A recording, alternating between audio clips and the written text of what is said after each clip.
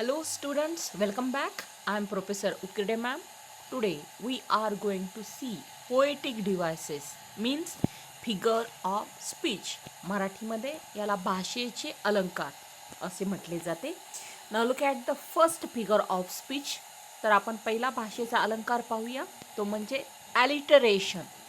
So what is meant by alliteration? When in a sentence there is repetition of the beginning sound of neighboring words, it is the use of alliteration. म्हणजे एखाद्या वाक्यात वेगवेगळ्या शब्दांच्या सुरुवातीला समान ध्वनी पुन्हा पुन्हा आलेले असतील तर तेथे alliteration असते. Look at the first example. Raju brings himself to the bank of a bay. So, in this sentence, the sound of the letter B is repeated. तर या एक्झाम्पलमध्ये बी या लेटरची, बी या साऊंडची पुनरावृत्ती झालेला असल्यामुळं या ठिकाणी alliteration हा अलंकार होतो. Then look at the second example. He holds his head high. So, in this example, the sound of the letter H is repeated. आता दुसऱ्या सेंटेन्समध्ये यच हा साऊंड पुन्हा पुन्हा आलेला असल्यामुळं या ठिकाणी अलंकार झालेला आहे alliteration. हा अलंकार तुम्हाला चांगला समजण्यासाठी एक मराठीमधलं तुम्हाला एक्झाम्पल देते. काकूने काकाचे कामाचे कागद कात्रीने कापून टाकले. आता या एक्झाम्पलमध्ये पहिल्या साऊंडची पुनरावृत्ती झालेली आहे. क हा साऊंड रिपीट झालेला असल्यामुळं या ठिकाणी अलंकार alliteration हा झालेला आहे. Now look at the second figure of speech, second poetic device, that is repetition. Repetition means what? When in a sentence same words are repeated, it is the use of repetition. अर्थात एखाद्या वाक्यात जर एखादा शब्द पुन्हा पुन्हा आलेला असेल तर तेथे रिपिटेशन असते. For example, rain, rain, go away. So here the word rain is repeated. Then second, alone, alone, all alone. So in this example, the word alone is repeated. हा फिगर ऑफ स्पीच चांगला करण्यासाठी पुन्हा एकदा मराठीमधलं example देते. देवा हो देवा गणपती देवा. तर या ठिकाणी देवा या शब्दाचं रिपिटेशन झालेलं असल्यामुळं या ठिकाणी रिपिटेशन हा अलंकार झालेला आहे.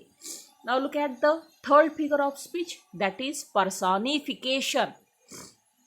So personification means what?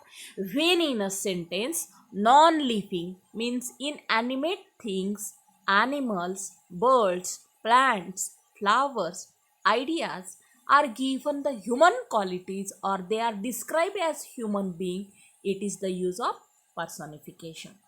म्हणजे एखाद्या वाक्यात जर निर्जीव वस्तू, मानवेतर प्राणी, वनस्पती, पक्षी, फूल इत्यादींना मानवी गुण दिलेले असतात किंवा त्यांना मानवासारखे वागताना दाखवलेले असते तेव्हा तेथे पर्सॉनिफिकेशन असते.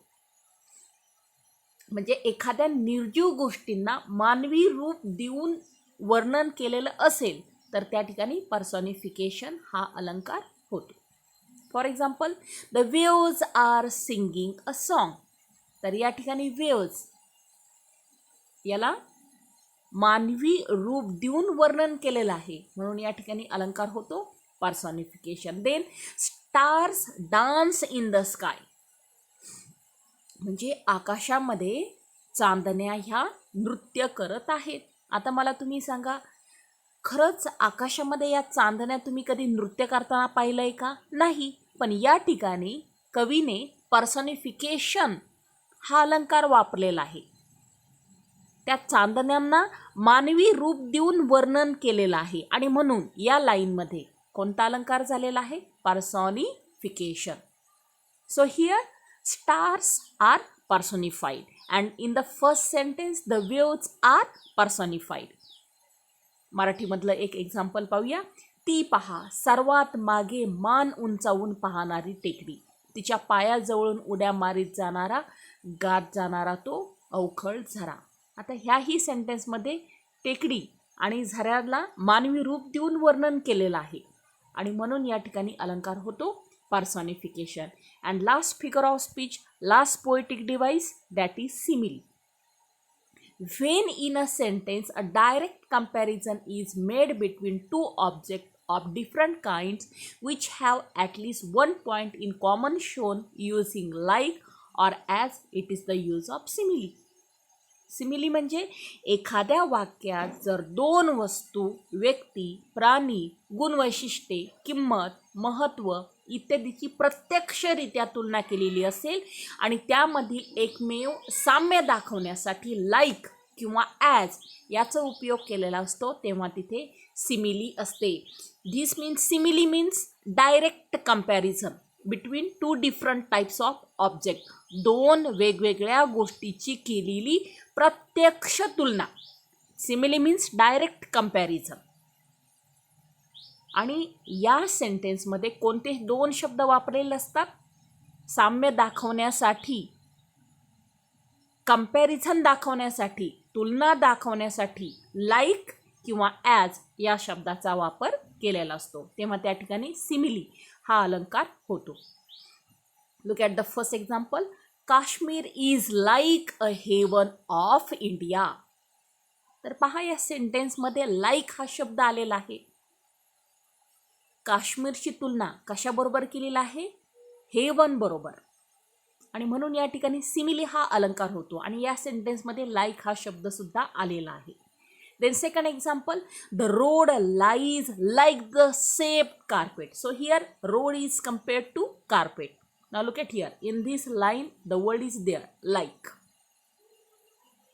मराठीमधलं एक एक्झाम्पल पाहूया. शिवाजी महाराज सिंहासारखे होते. Yes.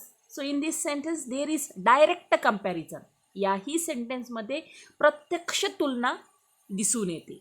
शिवाजी महाराजांची तुलना कोणाबरोबर केलेली आहे? सिंहाबरोबर केलेला आहे. So here is direct comparison.